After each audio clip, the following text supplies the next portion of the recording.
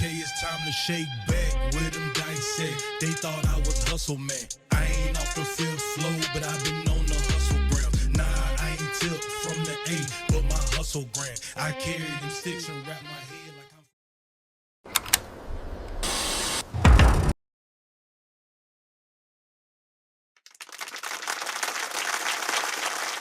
Oh, before we get started, I do want to say this. This month is National Women's Month. And I want to say North Carolina consistently ranks among the top 10 states in the U.S. for human trafficking and sex trafficking. In 2024 alone, there was 301 reports of sex trafficking cases involving about 580 victims statewide. That's in North Carolina. Many cases involve sex trafficking, labor trafficking, or both. Charlotte is considered a major trafficking hub because of the interstate highways and its location between cities like Atlanta and Washington, D.C. Reports show 76% of sex trafficking increased between minors in 2020 to 2024 in the Charlotte area. That's including Gaston County. Mm-hmm. Nearly 48% of victims in some Charlotte cases were minors aged 15 or younger. Local agencies in Gaston County emphasize that trafficking can involve force, fraud, coercion, or to exploit someone for sex or labor. Victims could be any race, any gender, any age, from any background. A lot of people think sex trafficking only happens in big cities overseas, but Charlotte is actually considered a sex trafficking hub in North Carolina and surrounding areas. Mm-hmm. I'm going to say that again, Gastonia. So, this episode right here is dedicated to women for National Women's Month, and I do have Wendy Williams of Gaston County, a.k.a. Courtney Robinson Heard. What's up, mama? What's up, baby? How you doing? Man, I'm doing all right. Good. I'm doing all right. I done a little post. Everybody been waiting on this one. They've been waiting on it. Well, I hope the views go up on this one. This is real life, real talk right here. So, yeah, cuz reached out and said, he wanted to do a collab, and I'm here. Let's do it. So, for the people that don't know you, give them a quick dash of Courtney. Oh, wow. Excuse me. So the people that don't know me, I don't know what to tell you other than I'm just me. I don't know what else to say. I will say this. People don't like me. I get a lot of people don't like me. People think I'm crazy. Why they don't like you though? People don't like me. I think people don't like me because I'm true to who I am.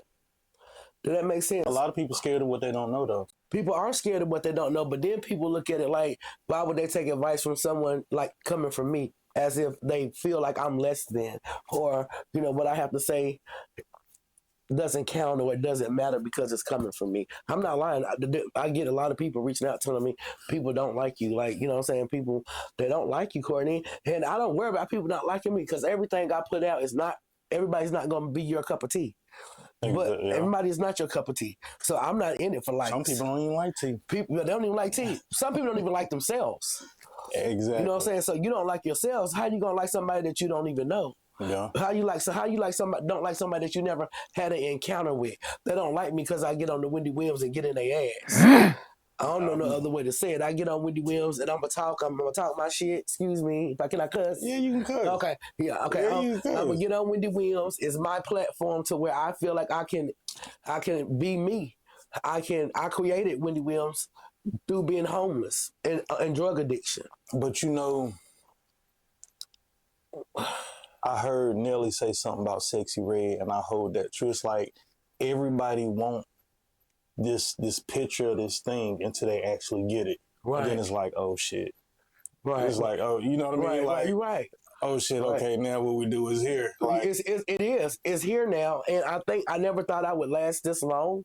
Like, you gotta understand, I started Wendy Williams, and I think people who done supported me, still supporting me. I thank y'all people that's out here, that's still rocking with me with this thing. But like, I started this shit in 2020. Okay. Yeah, so it's 2026. I haven't taken off the way I think it should, as far as, that was being on every other platform. 2020 was a good break for a lot of content creators. It was. With the COVID. With the COVID. That's how this thing started. A lot of people got bored, and that's when it was birthed. Boom. And Wendy recreated herself. But I'm not against it because I think it makes people show talents that they wouldn't normally have shown if they wasn't in that in that situation. space, in that situation, yeah. Yep. And I think another thing too, because I do it, and people might not believe this, but my mom, even though she was how she was, my biggest inspiration for doing this, Wendy Williams, and being a content creator is really given to my mama, because mama was so informative. Mama would put me up on things that to other people, you would think, why is she worrying about that kind of stuff? How's that affecting her? Why is she worrying about this? Why, you know, so that's how small people minds are.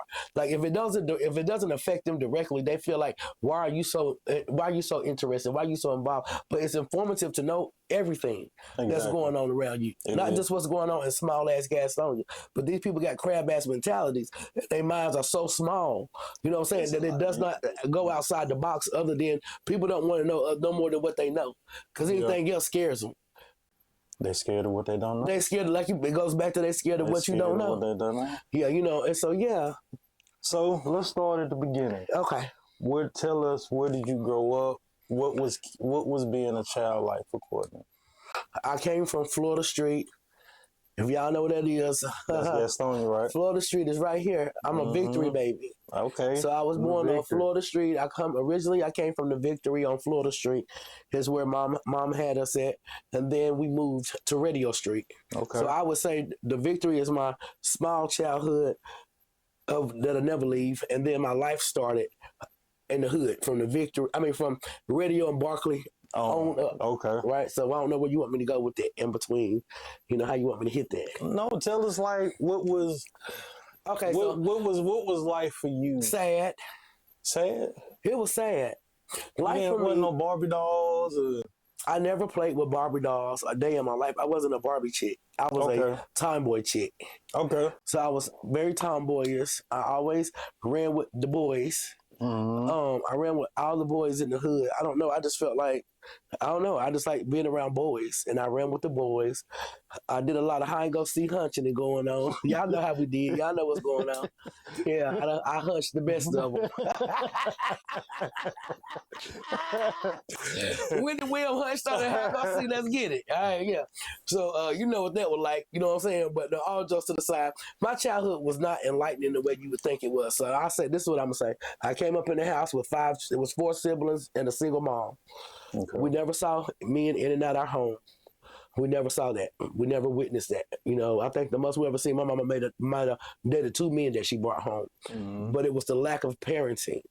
It was the lack of not showing what love really looked like. It was the lack of not really being embraced and being told that you're loved. It was molestation. It was scariness. It was sadness. It was just trying to get through the next day. It was staying at your way. I'm just gonna hit small verb words, so I don't have to be so elaborate, you know, and go on. It was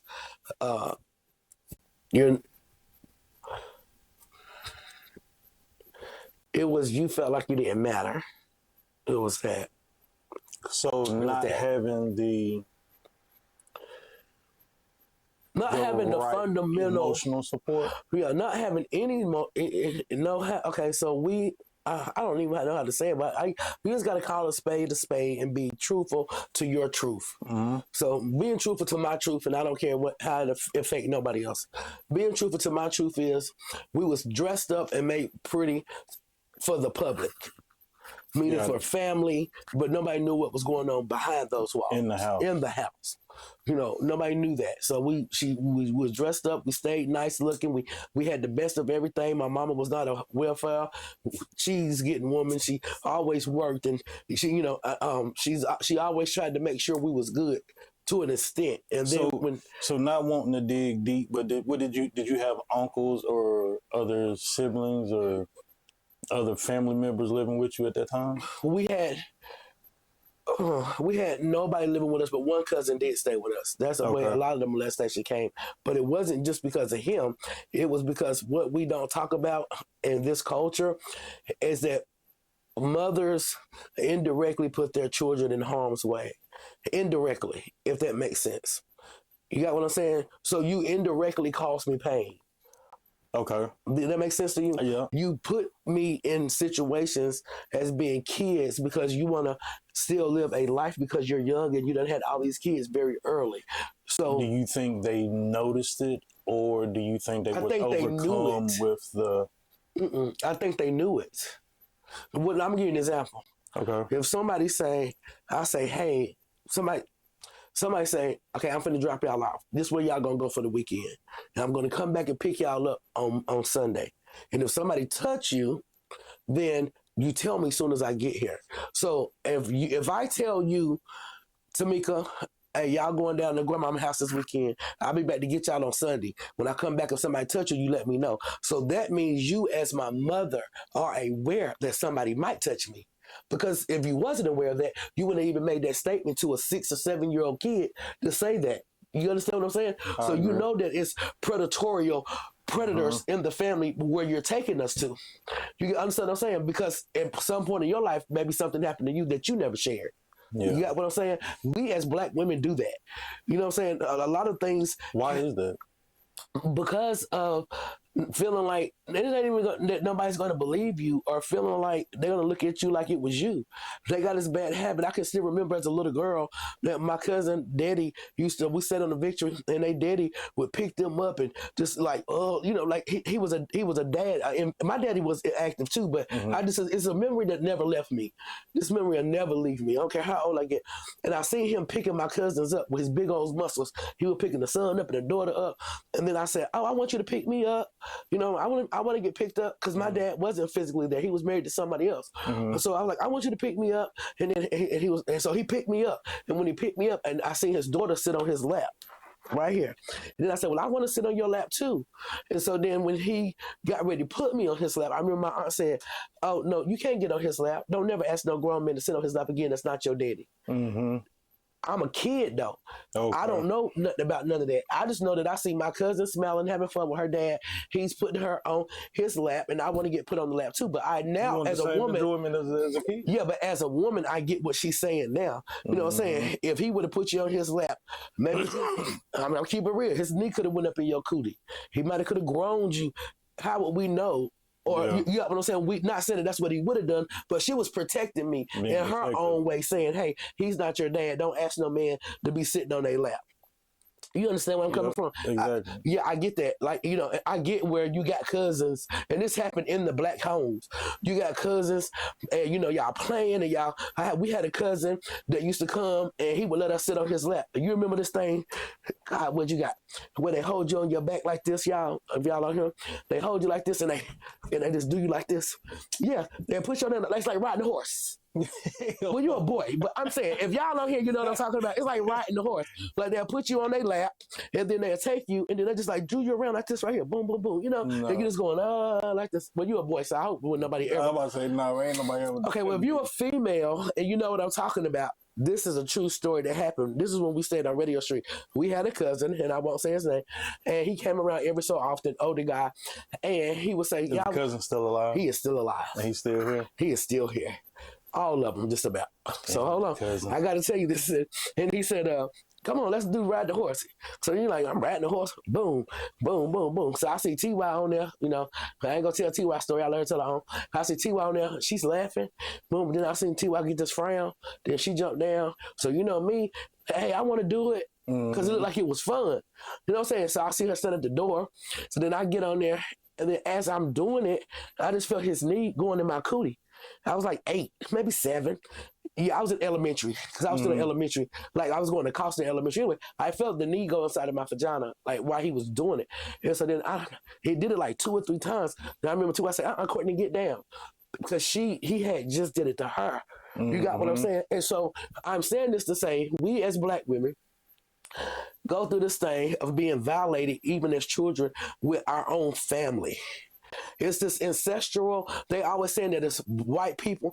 No, black men are just as sick and predatorial as these white men that abuse their children or have this pedophilia mindset. And I think it's because something happened along the way where our black men, just so it might be our cousins, we don't know. Because you got to understand, this shit go deep. So why is it in black households? Because we're no different than white households. If you think about it, think back to why won't they speak on it? Because a lot of people, it's what goes on in this house, stay in this house. It's whatever went on in here, stay in here. So why would you talk outside the house? Why are you going to talk as a kid? You don't know. Like, your heroes and sheroes are right in your face. Yeah. Your heroes and sheroes are supposed to be your mom and dad. I feel like at some point, though, it comes to an age where it's like, okay, they can't intimidate now by the time me at 12 years old, this shit gonna trip you out. I remember what Susie said. God bless my Susie May said, damn, how many people molested you? This is where I never forget it. Like, damn. Like, you know what I'm saying? How many people touched you? And then I had to tell her. Like, you know, when you say, like, damn, it was such and such, and it was such and such, and it was, I mean, listen to what I'm saying. This is at 6 and 7 and 8. Now, I wasn't penetrated at those times, because you got to make it make sense. If you in the 8th grade and I'm in the 4th grade, why would you try to fuck a 4th grader? Yeah. Why would you try to put that big old dick inside of me and I'm a kid? I'm a baby still. You understand what I'm saying? So something happened with you for you to even want to have that mindset to think that you would want to penetrate a 4th grader and you're in the 8th grade. I'm just saying, you got to think about it. A lot of black men and a lot of black boys. My thing is, like that. Well, it need to be. You need to think about what I'm saying. There's a lot of black boys that was molested just as well as I. Yeah. But what black man gonna come out and say, hey, yeah, my uncle was touching on me, or my uncle was making me perform oral sex on him, or my uncle was performing oral sex on me? We lived on Radio Street, which is to us, Exit 17. Shout out to Exit 17. We had a nigga. Anybody that's from Radio Street, if you on here, I want y'all, you know, you on here, y'all know what I'm talking about. We stayed off Exit 17. We had a dude in the neighborhood named Furman Mason. Never forget this nigga. His mama was the only woman that had her son a Nintendo box back at that time. You got to understand what I'm saying. I remember Furman. So Nintendos was real big back in the day. You was like, your mama was able to get you a Nintendo in the hood. Your mama was doing something. You got what I'm saying? Do you know Furman molested so many black boys in our hood? I ain't gonna even call their names because I ain't gonna violate them like that. Furman molested as many boys as he molested girls. And I said it to say another one was one of our cousins, and we had to go to court. We all went to court. We all went to court and testified against Furman. He was taking them in the woods, but he was bigger than us. He would say, y'all, let's play hide and go seek. I mean, Furman? Bust them down, bust them open, talk to y'all. I just thought about what the hell you just said. You heard what I said. Furman Mason bust a lot of them black boys open when we was kids on radio in Barkley Street playing, and they would go and he would take them in the woods, honey, and they come back, drop blood in their drawers. This really happened, and ain't none of them boys that came forth as no grown men to say, hey, that was traumatic, crazy. That was trauma. Hey, yeah, he did do that to me, except for the ones that went to court with us, and I know who they are, and I would never tell their story. You know what I'm saying? But I'm saying a lot of manhood has been broken as children, and I think that's what carries on with their sexuality, them being confused. But I'm sorry, and I'm not shady. You would think if you got molested as a boy and was penetrated, that shit hurt, cuz. You would definitely say so. I'm just saying, not even if you don't say that shit hurt.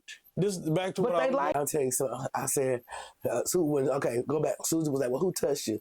And you don't want to say no names. You know what I'm saying? But I just want to give y'all an image. I just want to give y'all this real image of what Courtney life looked like. Not for sympathy, you know, not for nothing, just to show you or just to tell you what it really was like. Imagine going to spend a night with your aunt. Your aunt got 4 boys. She drank a lot, whatever. Y'all wake up and her kid's daddy got his dick and putting it in your mouth at 6.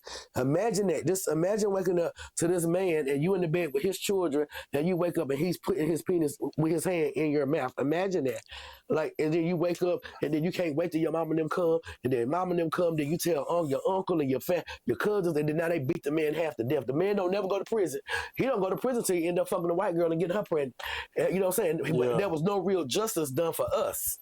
You know what I'm saying? There was no justice done for us. These niggas that touched us and violated us and kind of ruined us. He went to prison for something else. You went to prison for fucking a white girl whose daughter, you was married to a white woman, fucked her daughter, got her daughter pregnant at 12, and they sent you to prison for that. But you was waking us up, putting your dick in our mouth at 4 and 5. And all you got was your ass beat in the backyard. So that's a lot of a lot of things are traumatic, and a lot of and they say, oh, you have to heal and you have to give it to God, and you can heal and you can give it to God, but that shit still shows up because it still show up. Of course, I tell people all the time, and it's like people. I feel like people abuse that forgive and forget, and I'm like, no. I can forgive you, but I'm it's not like gonna forget. when you're supposed to forget. No, you know. But then too, you're not trying to keep it in. It's not like you sitting around. I'm not and saying, trying to keep it in I'm my trying mind, to remember it in my but mind. But hey, it's gonna come. it's there. It's there. I'm It comes. human. Yeah, Like, it comes out and it comes up. If you do something to trigger that, it's going. You know what I mean? Yeah. I'm glad we talked about that. Why you don't ever let that go? You don't like, and I'm like, it's not that I don't let it go. Whatever your action was, just triggered that thought. So that's what, you know what I mean? Right. That's what it was. Right. But yeah, I don't. Predatorial, like predator. You know, I'm just saying. And I'm glad we're doing this. Because March is women's. Mm-hmm. But just to speak out for other black women, young girls, you know, if anybody touching on you or anybody done touched you, you know, I would say the earlier you speak out, the earlier that you tell, the earlier that you're healing and you can get help with that kind of trauma, because it's very trauma, because y'all don't understand what it looks like as being a woman. You end up becoming promiscuous. You end up becoming feeling like sex is love. You end up just giving yourself away. Let's sit right there for a minute. I like that topic. I want to stay right there in that area. Okay, yeah. so we're gonna move to that area. This is a thing that I sit down and I talk to my homeboy about all the time. Now, why is it that, and I'm not even going to say women, because men definitely feel like it's okay. Okay. But I'm trying to figure out, like, to me, people know I'm not against relationships. I just don't want a relationship. Okay. Are you scared of commitment? I'm not scared of commitment. I think I have a bigger fear of divorce than I do. Like my fear is greater with divorce than it is marriage. Just because I know me. You know what I mean? And I know my life. It's hard for me to find a woman that's going to deal with me going to this state, 2-3 weeks, and going to this state for a week. And so you feel like that you're not worthy to find somebody that's going to love you and be able to sacrifice that with you? It's got to be somebody that understands me and understands my life. Okay. Because to get me, they're going to have to understand. This is what you do. This is what I do. Okay. You know what I mean? So, but why is it that people will stay with somebody if they've cheated, just out of is it the comfort, being comfortable, or because I've never understood that part of it. And the person I'm speaking of, him and his wife know they've just bounced back and forth cheating on each other, and it's like get you, and I'm like, why? I'm gonna tell you what, this is my perception. Y'all can agree, disagree, but this is what I've seen in life. Because I was married before too. Now I'm a widow now, but I've learned that when people, so the way you get a man is the way the man gonna treat you. Right? I'm just saying. I'm gonna believe in that. The way you get with that man, if you already know that man had a humongous spirit, if you know that man was already with someone when he was creeping out on them with you, that's the characteristics that he's already showing you what type of behavior that he's gonna display. Because you're no better than what the woman was that he was with. What make you more special? Exactly. He was cheating on her with you. Whether it was his wife or his significant other, he stepped out on them with you. And so then you get him and you capture him and you got him locked into the bag, right? And nobody can fix that humongous spirit in a man but that man and God. No fucking, no but if sucking. You know that's no, how you met that person, why do you look for something different? It's not, okay, because in our mind, some women with low self-esteem, for real, I'm just going to you have to call it a spade. A lot of bitches got low self-esteem. A lot of bitches, when I say bitches, I mean old bitches. Yeah, a lot of old bitches got low self-esteem. Not just us young bitches. You got to believe, because you got to think about it. Y'all was young too. So you got a lot of old bitches with low self-esteem, right? And you get with these niggas, and these niggas been cheating. You know what? They've been doing it, okay? But y'all got so much invested Y'all got housing invested. Y'all got money invested. Y'all got time invested. You got your face invested. Everything is for, it's not even, motherfuckers don't even sleep together in real life. So, and I know this about not just certain people. Like, there's a lot of people that's older. They got separate bedrooms. It's a financial thing. Yeah, they cohabitate. If you will, you cohabitate. You keep up appearances. But you'll walk around the house and don't say shit to each other. You don't even talk to each other. Like, I'm just saying. And this ain't just with old niggas. This was some niggas that's like either from their 60s and 70s to their 50s and 40s. Like, you know what I'm saying? Because what me and fella realize is you can do so much to a woman to where she becomes so numb, but you done got her in a place to where she is comfortable financially. She's not having to worry about anything, right? And so they'll choose that over peace. See, hell no, you're going to get your ass home. I'm just saying. I'm not doing that. I'm telling you what people, listen, motherfuckers will choose financial over peace. They'll choose financial gain over say security, their health. So all that is being at risk. So you have a promiscuous man. Come on. Stop calling me, please. You got a promiscuous man that love pussy, love being with other women, just can't get enough of women. That's a sign right there that something's going on with him, because it don't take that much pussy in the world. They swear all pussy different. It is, don't get me wrong. But a man that's constantly cheating on you, pussy don't satisfy that man. That man want dick for real. Y'all better talk about it. That man want dick. That man ain't want no pussy. Think about what I'm saying to y'all. We're going to keep it raw. We're going to keep it real. I'm telling you what I know, not what I heard. Listen, yeah, pussy different. No pussy is the same. None. All of it. Some of it's squishy. Some of it's squirt. Some of it's dry. Some of it's tight. Some of it's loose. Some ain't got no walls. Some walls too wide. You know what I mean? It's different shit now. You know what I'm saying? Because we done been out here. We ain't new to this. We're true to this, right? So some men are looking for different things when they interacting with different women, right? But all the soul time that you're doing, every time you sleep with somebody different, you're soul tying with them. You're not even really loving them. You know, I can count on my finger. You know what I'm saying? The soul tying. And you are. Anytime you read the scripture. Anytime you take so that's just one. That's like me. If I jump from nigga to nigga to nigga, I'm soul tied with that nigga. I'm gonna give you an example. I don't care. Y'all, this is a no judging zone. He told me I'm gonna be authentically true with y'all. Authentically true. Listen here. At one point in time, I got molested in a group home by a female. Later on in life, me and this lady that I was a runaway with that molested me in the group home. My first counter experience with a girl was with a white girl that molested me in the group home. Follow me. We was runaways together. Then we ended up in the same group home together. Then she ended up molesting me.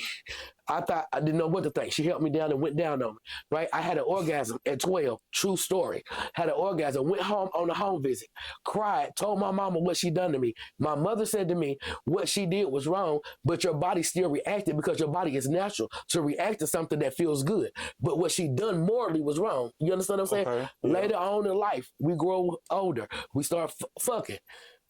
Okay, we getting high, snorting powder, getting high. We were fuck. You and the female. Me and the female. Okay. So my first encounter with a girl was a white woman with long hair who I thrived to look like because I was told I was ugly and black my whole childhood, that I was black and I was ugly. And I used to put towels on my hair and get in the mirror to act like I was a white girl. This is a true story. That's how bad my mom had told my self-esteem down. So when I get with this white girl that molested me, and then we grow older, and I felt I was infatuated with the look. I was infatuated with her, but then what she did to me, I never felt that with a man. So the orgasm that I had with this woman, it was an orgasm. It's like somebody that smoked crack. You're looking for that same fucking feeling every time you get with a woman. It's a true story. I could not make this up. And I'm getting to what I'm saying about, I have to give you the gist of it, the meat of it. Okay. The meat of this is what I'm fitting to get to. No man has ever made me feel like that particular woman did when she did with me. So that feeling for me was like, oh my. This is when you were older? This is when I was older. Now I'm in my right mind. Now I know what's wrong and I know what's right. Okay. You know what I'm saying? I know what's wrong. So we would get high and shit and she would do what she would do. You know what I'm saying? Or I have her come over there just to do that. You know what I'm saying? It was just this, like going down on me all the time. Yeah. Right? So then, you know, of course the bumping came later. Man, we were too big and neither one of us bitches could breathe. So I got tired of that. But anyway, with that being said, fast forward. Any woman that I messed with had to have a look like her. So then when I would mess with women, they was light skinned, they had long hair, because that's what I looked for, because she was the first woman. Do you follow me? So this look in my mind is, oh, if I mess with a chick, she got to look just like her. She got to be high yellow, nice hair. Boom! I found about 2 of them. Follow me. I got some. I know guys that do that. So women that look the same. Because why you want a woman? Because I'm telling you what it is. She look just like old girl. It's this thing in your brain. It's this thing in your brain. So then I mess with these other 2 girls in my lifetime, and I will never devour them and speak of their name. And the other one turned me out, and then I turned the other one out. When I get with a man and I have sex relationships with a man, I couldn't have no orgasm. It didn't matter how much the man was beating me, going to Pound Town, doing his just dues. I'm screaming. I was never being satisfied for that feeling when I was letting a man enter me. Okay. You understand what I'm saying? Pound me out. I was never, even if he went down on me, I was still never getting that feeling. So like I said, I had to start visualizing these women in my mind to have an orgasm. That's called a soul tie. I soul tied myself with these 3 different women to where when I was with a man in real life, I couldn't even have a real orgasm. I would fake it. So you had to think of... I had to be like this. Oh my God, yeah. Okay. But not out loud to where he hear me.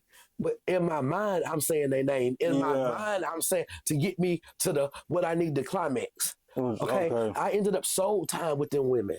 I'm not ashamed to say that. Like, it is what you have to own what you done.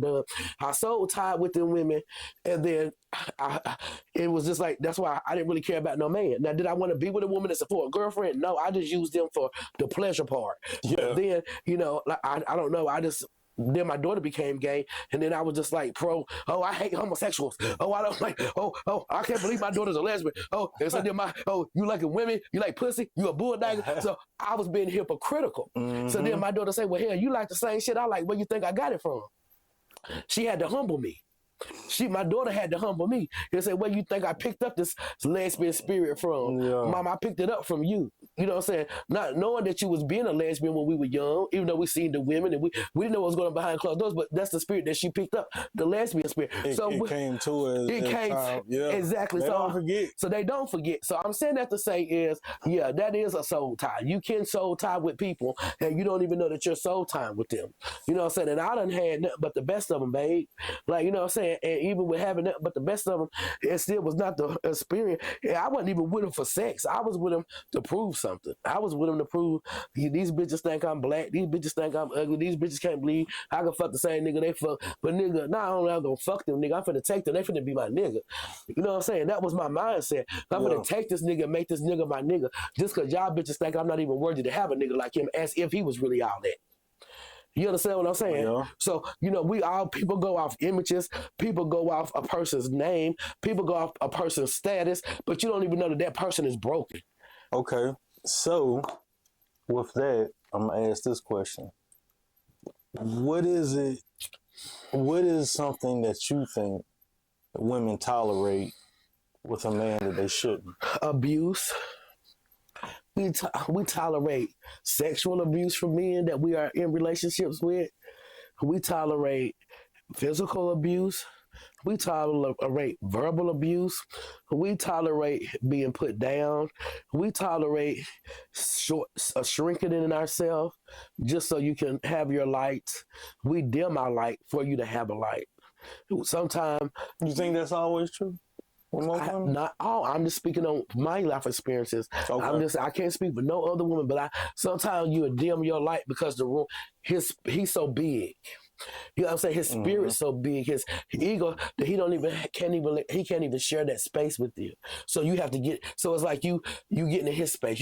I'm in your world now. Like, this is the only way this is going to exist. You know what I'm saying? The only way this is going to exist is I'm shrinking in myself to commit to being with you, and now I'm in your world because you're just so big.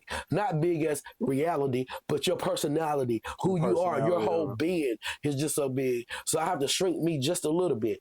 And when you shrink yourself, even as a woman or a man, you chopping off parts of who you really are.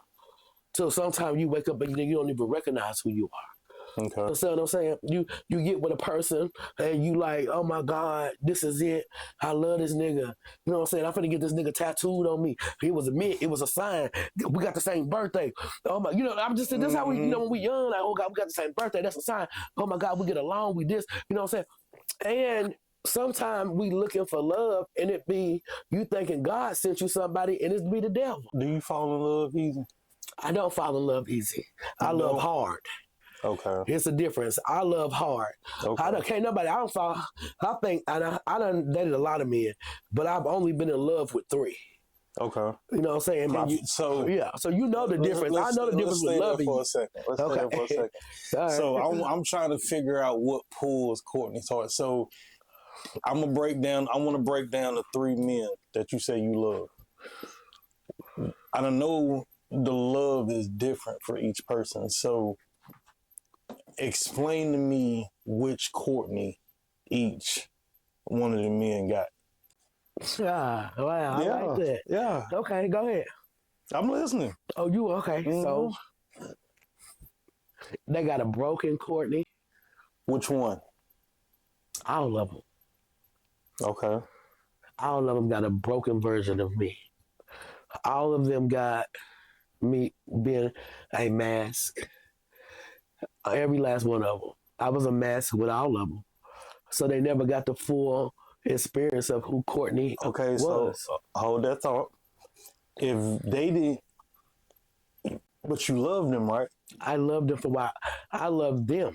But what I'm saying is the love that they gave me was based off of a mask that I portrayed. So they didn't really get to love Courtney. Okay. They didn't really get to love me. They only got to love what I gave. And so that's what you call wearing a mask, right? Mm. So some of them got the broken Courtney. Some of them got the little girl Courtney. Some of them got the Courtney that, okay, it's okay to hit me just as long as you don't be hitting me where nobody going to visualize it and actually see it. Like, making myself like, okay, it's okay. But that should never be okay. But though. you ain't listening. That was the broken me. That was the, so let me say this. I was a runaway by choice. I left home at 14. I went into the system. I went in the system in the 7th grade. I came home my 12th grade year. Had a one-night stand, got paid $300, got my daughter Kayla. Am I ashamed of that? No. That's what happened. I hadn't been with a boy or a man from the 7th grade to the 12th grade. You follow me? Uh-huh. That's how many years? 7, 8, 9, 10, 11, 12, 6 years. Come home, older man seduce me, pay me, and get pregnant with his child. This is my life. You asking me, I'm telling you. Okay. Boom, had a child. Had this child, didn't have a child. My mom, my dad, my family took the child. They let me be a teenager because my teenager life was gone because I was in the system. Follow me? Mm-hmm. Speed along. Then I have a party. I'm loose, I'm young. Hey, I just got the group home. I ain't had no man. I ain't been with nobody. And then another older man comes. I have sex with him on the first night. Not looking for love, not looking for nothing, just looking for a good time. Mm-hmm. Boom, this older man get me pregnant. Now I conceived my second child, 1999. My son Khalif is born. Okay. So now I have 2 children with 2 men that's old enough to be my father. They're not even my equal. Okay, understand me? Understand the one is a married man, one is a single man that is a drug addict that I had no clue about because I didn't try to get to know him because I just wanted some dick. It was my party. We fucked and I thought you was going to be gone. But now I done got pregnant and now I done got entrapped. So now I'm entrapped with this man that is a full-fledged crackhead and you wouldn't even know that the man was a crackhead. Like, do you understand what I'm saying? Mm-hmm. This is at 22. I don't know what crack looked like. I don't know what powder looked like. I don't even know nothing. All I know is about weed. I was not introduced to hardcore drugs. I never did hardcore drugs. This is how this shit started. Follow me. I'm going to speed this shit along. Boom. Got with this nigga on crack. Everybody in the hood, what you doing with this nigga? This nigga crackhead. This nigga ain't got a business with you. Boom, boom, boom. Now this nigga beating on me. Beating on me all the time. You ain't understanding. Trying to push me out of cars at 22. It was so bad that he was beating on me that I had my sister move in with her children thinking that was going to stop this man from beating on me. Now, fast forward, I'm pregnant with his child. So now he's not beating on me in my face. So now he's beating me on my sides and in my back. And you know what I'm saying? Now you push me down the stairs. Now I have to have an emergency C-section because now all my embryonic fluids around my son is gone. So my son is really fighting for his life inside of me. This is my oldest baby. My second son. So now I have my son. I can't get rid of you. You stalking me. You beat me at the job. You work at the same place. You beat me up there. Police have to come. I have a nigga come to my government department. You like Jason hiding around the bushes on these niggas. You know what I'm saying? I can't have a life at 22. Yeah. Is this what good pussy do to old niggas? Or you just obsessed? Like, I don't understand. You understand what I'm saying? Yeah. I'm young. I'm 22. I don't have nobody leading me about what nothing is, because I've been doing this shit since I was 14. I don't know what the fuck real love's supposed to look like. I don't know I'm supposed to be getting black eyes and beat up and being held hostage in my home. I got common sense to know that. But what I'm supposed to do? So now I got to tell somebody I'm getting beat too much. Now I got my mama coming, my daddy coming, my family coming behind me. Everybody coming trying to shoot, kill this nigga.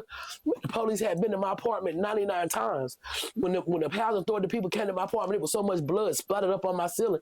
Then people asked me why had the police been there so much. I had to explain to them that my baby daddy was trying to kill me. You know what I'm saying? Trying to really kill me. Boom, fast forward. This is the sad part. When you say what part of virgins that people get me, they never got me, because everything I had to do was always be a step ahead of a nigga. You understand where I'm coming from? Everything was, I always got to try to figure it out before they figure out, you know what I'm saying? So now I'm calling the probation officer, telling the woman, hey, this man beating on me. I got kids. He trying to kill me. I'm young. I don't want to go through this no more. Guess what? Boom. Okay, I'm going to get him to come up here. And basically I set him up. I set him up with the probation officer, and they sent him to prison. He was already violating. He wasn't paying his, he wasn't doing what he was supposed to do. And that got me free of my son's father. Fast forward, I meet my daughter's father. I ain't calling no names with these niggas. Do the math. I meet my daughter's father. Everybody felt like he was too good to be with me. I was not worthy to be with this man. He came from a prominent so-called family. And they, what you doing with her? Or what you doing with them people? My family was those people, like we was less than. Okay, this is the energy that's being given. You follow me? I'm just going to tell the truth about it all. And I'm not going to call anybody names. So now I'm at my third daughter. People that's watching, listen to me carefully. I've never even told y'all nothing about any of these things, because everything is not meant. But today, this is Women's Month. I'm speaking my truth.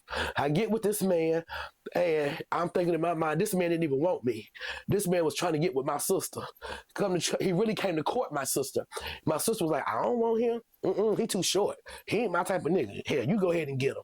We as sisters, y'all know what I'm talking about. You know how we do. We just like how dudes do with their brothers. You pass them on to your, you pass them off, right? She passed this nigga off to me. I'm thinking in my mind, young, this nigga the shit. This nigga, he sell weed, he sell crack. This nigga done went to college. Like, this nigga, you know what I'm saying? Okay, Wendy. Went from dating these older niggas. One of them a married nigga that you don't even never get to see. Another one is a man who on crack that's beating you all this fucking time. So now you try to look for love. So now you get with this guy. And you think this guy is the world. Like, everybody saying he the world. Everybody saying he that shit, right? He courts you. He dates you. He really treats you like a woman to show you what it's like to be, he really show you what your worth is. And I can honestly give him credit, because he's the first man in my life to ever show me what I was worth as a woman. He did that for me. He strengthened me in those areas. Okay, but he tore me down as well. Let's pause right there for a second. Why? Maybe it's a thing. Because you asked the question. No, you asked that question. No. Why do we look for? You said the question was, why do women look for the same thing in men, and what part of version of Courtney did they get? That's what you. So no, this is something different. Okay. So you said you were looking for love, right? But it has to stay right there. Like this, what I'm telling you now, it has to stay there for a second. Because this creates the whole mode of where I'm at now.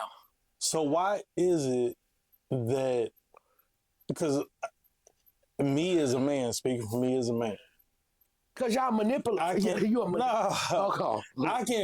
can be like, okay, you know what? Boom, I got to get me together. Why is it that women always look forward to men to get themselves together? That's because first of all, sometimes that's not what we're looking for. Sometimes we are lost little black girls that are in a grown woman body, and we're looking for love. We're looking for stability. We're looking for a whole lot of things that we haven't had the strength to try to do or to get on our own, because nobody has pushed you to do. Nobody in my family pushed me to be great. Nobody was in my corner to push me to tell me, hey, Courtney, you dark skinned, but you're beautiful. You can be anything you want to be. Nobody ever told me that. No fucking body. It was you bitch, you whore, you black, you ugly, you this, you that. It was that. So you created a space for your child to feel like she was unworthy. You have a lot of young women out here that's women now that went through that to where they feel that they are unworthy because nobody tried to build them up. So when you ain't got your foundation to build you up, what the fuck you gonna do? You looking for it how, but you get it, right? Yeah. So like I say, you get with this nigga that everybody making you think that he too good to be with you, and then hey, cocaine, hey, wow, Wendy, now you finna find out what the booger sugar like. Okay, yeah, now you get into the booger sugar, y'all get into the booger sugar, you know what I mean? So you get with this nigga, you know, he plugged in. So how old was you when you tried the booger sugar? I was with him and I was 25 years old. And I have to admit, this way the self-esteem come in at with women, with me. He took me to the movies, we went out to eat, and we came back to my government apartment. On the booger sugar? I wasn't on anything. Okay. And we sat in the car, and he pulled out this bag, pulled that motherfucker out, opened the bag up, and he did just like that. And I'm sitting there just so excited to be with this man. Like, like, nigga, I love you, nigga. Now, this is the one. This is my daughter's. Gave. This is one of my sister gave me. That my daughter's father. And so I still got that nigga name right here. So boom, I went and got your name tattooed on me like a surprise him. He couldn't believe it. I did it on my own. And then the surprise him, he was like, you did what? I like, yeah, God told me we're gonna be together forever. Like, this was the sign. Like, this is what I'm saying to this man. Like, you know, I love you. You know what I'm saying? Like, boom, boom, boom. What made you do that? Because in my mind, I had never dated a man that showed me that he really loved me. You understand? I just gave you an example of 2 men I was with. Okay. One was a one-night stand. You follow me? That I got pregnant with my oldest daughter by somebody's husband. They didn't have no business prioritizing me in the first place. What made you say, okay, I'm going to go put this man's name on me for the rest of my life? Because when I got with him, okay, let me slow down. When I got with him, he showed me that he was not trying to have sex with me. He was into my children. Before we had my daughter, he was taking Khalif and Kayla, the Toys R Us. He was taking them to McDonald's. He was doing things with my children without me. So when a man shows you that they have interest in your children, then that's a plus because they're not just trying to get with you for you. They're really he accepted me with my 2 small children and created a family with me with my children. Okay, that's what he gave me. That's what and I'm like, oh my God, he is it. Like, this is it. Like, you know what I'm saying? He ain't beating on me. He not doing drugs that I know of. He hustling. He take us on family trips. So, like, you got what I'm saying? So fast forward, the booger sugar. Boom. He hitting the booger sugar. We sit in the car. And this is Toys R Us and this is the same guy. The same guy. Okay. After we come from the movies and after eat, and he hit it, and I say, what's that? He said, oh, you don't want none. I could be honest. He said, you don't want none. And I was like, oh shit, yes I do. I'm doing anything you doing. Right? This that self-esteem creeping in, women. This that self-esteem creeping in, right? Well, I'm doing whatever you doing. He was like, oh no, this gonna take you somewhere you don't want to go. And here I go. Well, I'm going wherever you going. I'm going wherever you going. Right? This is my line to this nigga. I'm trying to win this nigga, ring this nigga in. Like, I want this to be my nigga. So I'm going wherever you going. Motherfucker, that mean if you going to hell, I guess Wendy going with you. I don't know. But, you know, I'm young, so I'm going with you. He passed it to me and I hit it. Like, ooh. I've never did cocaine before, right? I ain't never done cocaine. So. Okay, so... Ooh, oh Lord Jesus, right? So he said to me, okay, this is a party drug. This is not an everyday drug. This is something that, you know, we do occasionally on the weekend. Nobody knew I was getting high. I was at the prime of my life. Figure on one, man, listen, I was that bitch, for real. I'm going to give myself credit on my back. So the rules were, hey, when we go around Zay, when we go around these people, I don't care what they're doing, you don't ask them for nothing. They offer you to hit something, you don't hit nothing. I'm going to give you what we got at home, and you're going to put it in your bra. And when we go out in these places, you need to step in the bathroom, and you hit it. You make sure your nose is clean. You make sure you're good, and you come back out presentable. These was the rules. Okay, understand what I'm telling you. So it went from you letting me hit it, because I said I'm going where you going, to where now you have it all the time, because now you selling, you hustling. You getting in the soft form, getting somebody cooking up for you in hard form. So we got access to it. We got a lot of it. Like, you know what I'm saying? So, I mean, and the dope back then, I'm sorry to sound so excited, but the dope that they had back then, the ether on that cocaine back then, it was so yellow and beige, them niggas will never know what that high was. Oh, yeah. So they chasing, they'll never know what real dope was. So with that part being said, I was left at home with little children while this man hustled and hoarded around. It just is what it is, right? Okay. So the cocaine kept me... satisfied. The cocaine kept me... balanced. Where, no, I ain't fucking with you. I ain't fucking with you. If you keeping me at home and everything paid and the bills is good and we good and everything look But you was good, okay as long as he was giving I did you not. your bag. No. It wasn't. That wasn't my mindset because I don't know Okay. nothing about that. But this is me growing as a woman. Has Oh, came to okay, got you. me then not knowing what you You not did. knowing that's what he was doing. What you did was you fed me drugs so I wouldn't fuck with you.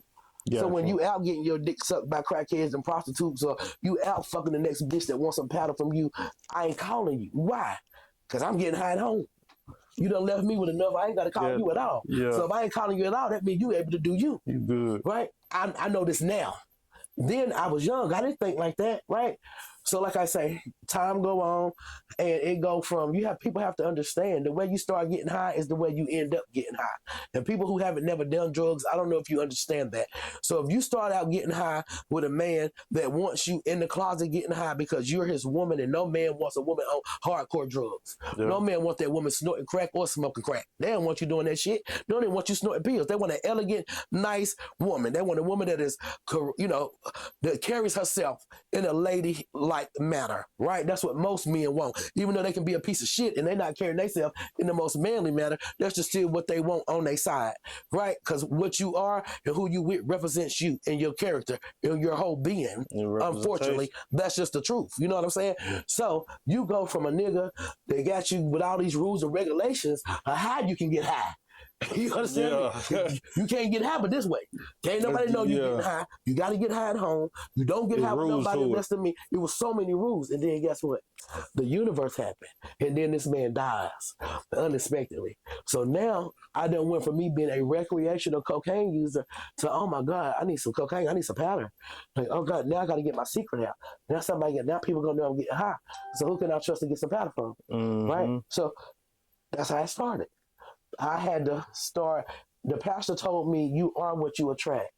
So in my mind, now I got to get another drug dealer. Somebody else to keep the habit. Now I got to get another drug dealer so they can keep my habit up, and then I can still live good and be good, and my kids can still be good. That was the mindset, right? I can't give this good life he done afforded me. Now this life is gone. He's gone. But I can't let anybody know I'm snorting powder. Like, you know what I'm saying? But if I get with this nigga not going to betray me and tell me, because this is us. You feel what I'm saying? And so that was the mindset. And it went from that to me just going with drug dealers. You had to be some type of plug, baby. You know what I'm saying? I'm just saying, like, you had to be some type of plug, some type of that was going to benefit me.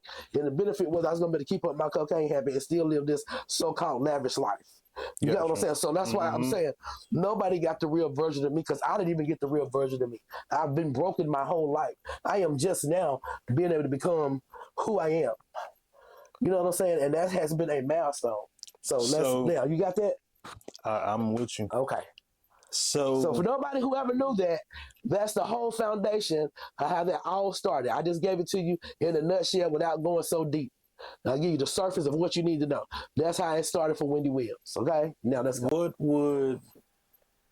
would Wendy now say to 16-year-old Wendy, knowing the road ahead? You are loved and you are worthy. You can do anything you want to do. You can be anybody you want to be. You are somebody. You don't have to look for love through men and sex to feel validated. You don't have to accept anything to be in the presence of anyone, because you are enough. That's what I would say. And I think she would accept that. Yeah, that's what I would say. So what would you want your legacy as a woman to be? My legacy as a woman, I would say, I would want people to know. Is it up? No, flip it up. Flip it up. The other way. Oh, it done fell on my shirt. Yep. Can you hear me now? Yep. Okay. Good. I would want people to know that no matter who you are, where you come from, what your background is, what happened to you does not define you. Even though I was molested a lot, I was also raped a few times. Oh, God. Can I tell that story really quick? Maybe to help somebody just like real quick. Of course. Okay, I want to tell y'all something that happened really quick. So one time, we used to go to this place called The Block, right? Everybody know about The Block down in York. And I went to the block. The block here in Gastonia? No, the block in South Carolina, in York. It was a place called The Block, where you go, they had parties and stuff, right? And so went to the block with these girls, that was my crew back in the day. Yeah. And we get down there, we like 14, 15, because all this happened before I went to the group home. Talk to that camera. Okay, yeah, all this happened before I went to the group home. So with all this happening, it's time to go. And my friend girl took me down there, she was like, hey, I'm finna leave with old dude. I don't know who old dude is. We came down here together. So she said, his friend gonna take you home. Now listen to this. His friend gonna take you home. My friend that's dead and gone now, because she has passed away. She hooked up with a nigga on a one night stand type shit and left me down there and said that his friend was gonna take me home. Okay. So now they pull up. How old were you? I was 15. I'm sorry, I was 14, finna be 15. And I was 14. Trauma. Yeah. And he pulled up in this nice car, and I get in the car, and he said, where you going? Where you gotta go? And I said, I live in Gastonia. I said, I gotta go to Gastonia. He said, okay, get in. I get in the car, and when we get halfway up that dirt road, he locked the doors. Instantly, my heart dropped, right? And I haven't never been raped before, but I've been molested before. So when he locked the doors, I just knew I was in trouble. He pulled up on the side of the road, and he pulled me in the back seat, and then he raped me, and then he kicked me out of his car with his feet. Boom. He kicked me out the car. Now I done rode. Now I got blood coming down my pants and my panties, and I'm dirty. And I walk to the payphone. I'm in York at nighttime, South Carolina, 3 o'clock in the morning. Don't know where I'm at. And I'm bleeding and I'm dirty. And I get in the payphone and I call my daddy. And I call my dad and I say, hey, daddy, I got raped. Can you come pick me up? And my dad said, where you at? I say, I'm somewhere called The Block. He said, I know where you at. You stay right there. Don't you leave. Put yourself in the phone booth and put your body against that door till I get there. And I did that. My dad came. And when my dad came, he come in the phone booth and he picked me up. He put me in the truck. And as we was going home, I'm thinking he taking me to my mama's house. He takes me to him and my stepmom's house. And when we get in there, he tell my stepmama, hey, take her a bath and wash her up. So then my stepmama begins to take me this bath. And I can remember she was scrubbing me really hard while she was taking this bath. Like she's scrubbing the dirt away. Because my dad then was real religious. And she was just scrubbing me in that bathtub. And that shit started hurting, Zay. I ain't gonna lie, it was hurting. And so then she started washing me down there, washed all the blood and stuff up. Then she greased me up. Then she said, Jay, she done. And what she said to my daddy, Jay, she done. She called my daddy, Jay. Jay said, my daddy said, get in here. So I go in their bedroom, and she go in the living room. My two stepsisters is in their bedroom. Their bedroom was the first bedroom. Daddy's bedroom was the second bedroom. And daddy say, what the hell you go down there to the block for? And then I said, I went to this party with my friend girl. He said, then look what happened. You done got yourself raped. He said, turn your ass over. And daddy proceeded to whoop me with my panties down, and he gave me 10 to 12 licks. So not only was I raped, bleeding, and kicked out of a car, now I'm in a phone booth at 14, South Carolina, by myself, scared. Then my hero come to pick me up just to tell me that you're not going to take me to the doctor to see if I done transmitted and caught anything, not to get me any medical attention, not that I can even point the guy out. Don't even know what the man looked like to this day. But that you didn't even think of your child to do that, but you want your wife to wash the dirt away, and then you beat me for it, and then you say, well, if you wouldn't have been out there being fast, you wouldn't have got raped. Now you tell me how you would feel at 14. See, I couldn't. Right. That's all I'm saying. You couldn't, right? You can't. So then you ask this question of, why don't we tell, or why don't we say nothing? Because what you gonna say? Because it's still gonna get put back on you. Let me ask this: how was you and your father's relationship? Oh God, oh God, why you say that about to make me cry? Like, why would you say that to make me cry? Like, my daddy was everything. Like daddy was everything. Like, he was what my mom wasn't. My mama used my daddy for an enforcer. So daddy would come to beat us. He loved us, but it was spoil the rod, spare the child, spoil the rod. That's what daddy was. So mama said we did something, hey, daddy was coming. This big nigga was coming, that Ford truck and everything, you feel me? And he come in straight, take off your clothes. It was pull everything down.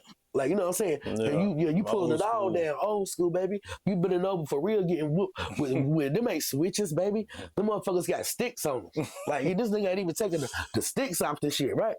And you getting whooped like that, and you eat that shit. So everything you do, you just keep eating it.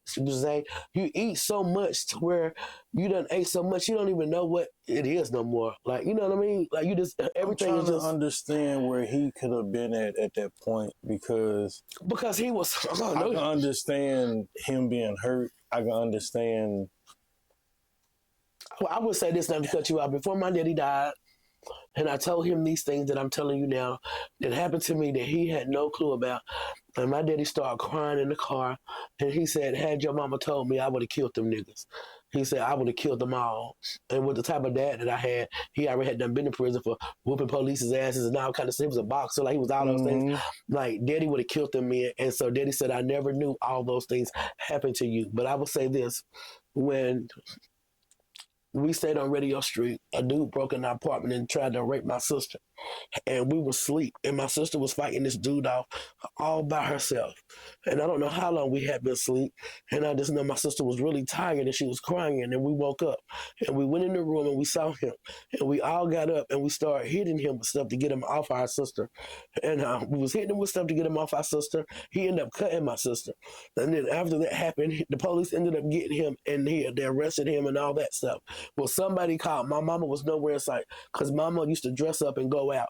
So people would break in on us, steal all of our stuff.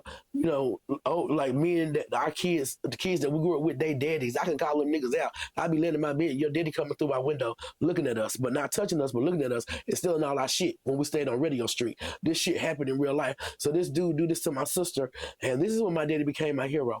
We was like 6 or 7, and daddy, all of a sudden, the police and everybody there, and my daddy pulled up. My daddy pulled up. My sister daddy was in prison. My other 2 sister daddies, they was in, their daddies wasn't around. But me and my brothers, Ben and Travis, daddy pulled up. And when my daddy pulled up, he told my mom, I'm taking my motherfucking kids. I ain't paying you no more child support. I'll never forget this. So you ain't get shit else from me, Deborah. He said, I'm taking my motherfucking kids. They say, all you doing is partying. You stay gone. Everybody running in and out of here, breaking in on these kids. Somebody gonna be there hurt, killed, and rape these kids. You ain't gonna be nowhere. And daddy began to grab me. Daddy grabbing me, mama got me. And it's like this tug of war shit. Tug of war. Right, they tugging the war. And daddy pulling me out the house. Mama pulling me back. And so Travis run up under us, and Travis go out the house. And daddy tell us to get in his truck. My daddy took us to my grandmother's house, which her name is Erlene Wilkes, which is my dad's mom. And he took us over there. We was like this. And I never forget, he took us a bath together. And he took us a bath together, and he put us on the white Fruity Balloon panties and, you know, and your little white T-shirt, and put Travis on his little wife beater. He had a duck in the bathtub with us. And when daddy came out and grabbed us, put the towels on us, this is my first memory of him really being my dad. And this is what he done after this happened to my sister. And he brought us to my grandmother's house. He put us in the bed and he greased us up, and I got scared. And he took Travis in one arm, and he took me in this other arm. But I'm so used to me and getting in the bed and rubbing on my cootie, I don't know what he gonna do. Yeah. You understand what I'm saying? Because that's what had been going on from like great uncles and stuff like that. So when daddy put me, you know, put my panties on and my T-shirt on, you know, I'm scared, you know, because I don't know what he going to try to do. And then he said, looked at me, he seen me doing all, you know, what I was doing. And he looked at me and he said, oh no, you don't have to never worry about me touching you and doing nothing to hurt you. He said, you my daughter, you my baby. And daddy went in there with my grandma and he was crying. And I think he was telling my grandmother that he wanted to try to keep me and my brother and not let us go back with my mom. Yeah. And we stayed, and my daddy, like I said, he got in the bed with us. And that's the only time I can really remember being in the bed with my dad. He made me feel so safe in that moment, to where at that he was my everything. Like that was the first time in my life I ever felt safe with him. Like, you know, taking us, like, you know, really putting us in his arms, like, hey, whatever been going on over there with your mama, we got y'all. This is safe here. And I think Daddy let us stay. We stayed on for about 3 or 4 days. A hot day, and we had to go back to Radio Street. Okay, now I want to share that. Shout out to JJ. Long live JJ. I love you, Daddy. Long live JJ. All right. I'm gonna ask a couple more questions. And we wrapping it up. And then we're gonna wrap it up. We got Wendy Williams sweating. I'm in distress. That I like it though. And my Wendy mouth that got dry. I ain't got my asthma pump, cuz. I like it though. So these questions are gonna have to do with the community. Okay. And I'm gonna call this Wendy Williams T. Wendy Williams T. Okay. Wendy Williams T. I like that. You know we got to get to this part of Let's get to the meat. Okay. So, Miss Wendy Williams, you've been having some beef going on. I have. It ain't even my beef. What? So let me spin this narrative to y'all. Take me through there. I'm gonna take y'all through there. Right? I'm gonna take y'all through there. So this is the thing. Wendy Williams initially started when I became homeless, and battling, getting off drugs. But by the way, I did not become homeless because I was on drugs. So let's get that cleared up. I became homeless because I was working a lot. I was a functioning cocaine addict. Okay, I'm just saying. Okay, well, I'm just saying. So people know, because the people always be asking it. That's what was going on. I was functioning. I always don't work. So with that part being said, I got evicted because something that my baby boy did caused me to be homeless, and I had to figure out what I was going to do to get myself together. So I created myself as being Wendy Williams of Gastonia, and I used that platform to help other people that was homeless, because I never been homeless before, and I never got to see what that side of life looked like until it happened to me directly. Okay. My podcast, my life taking off being, hey, let me share my story with y'all. I felt like if I blogged every day to let y'all see what I was going through, the good, the bad, the ugly, the raw, all of that. That's what a lot of creative contenters do that. They, why are you on social media telling your business? Why are you worrying about me when you'll go watch somebody else that you don't even fucking know? Y'all motherfuckers be on YouTube, TikTok, watching these motherfuckers. Y'all don't even have a clue who they are. But you watching, you engage, you watching them, you following them, you supporting them. But the thing is, they watching you. That's what I guess. They watching you? Yeah, the same, they watch me, but they don't, I guess, you got to, anyway. So people call me and reach out to me, and they want me to go live about things that I don't have nothing to do with, because they don't understand the concept of Wendy Williams. So this is the concept. I'm going to get this to let y'all know this. You know where I'm going with this. I am. So I go live about these topics: HIV and AIDS, down low men, right? Housing, homelessness, sex trafficking, and faith. That's it. And if I have to check a nigga for fucking with Wendy, no, include that, because that'd be the number one problem. I had to get on y'all motherfuckers too much, because y'all talk too much, right? And then you be showing Wendy fake love when y'all can keep that shit. You know what I'm saying? So with that part being said, people ended up not liking me, because I'm going to give you an example. This shit that just happened with Twin. Okay. I'm going to address this shit right now. Yeah, I'm going to address this right now. My drink up. Right. I'm ready. All right, give me a shot. My tea. What you want? Give me a shot of that Don Julio right quick. You want some Don? I want some Don. So I'm finna dress up right quick.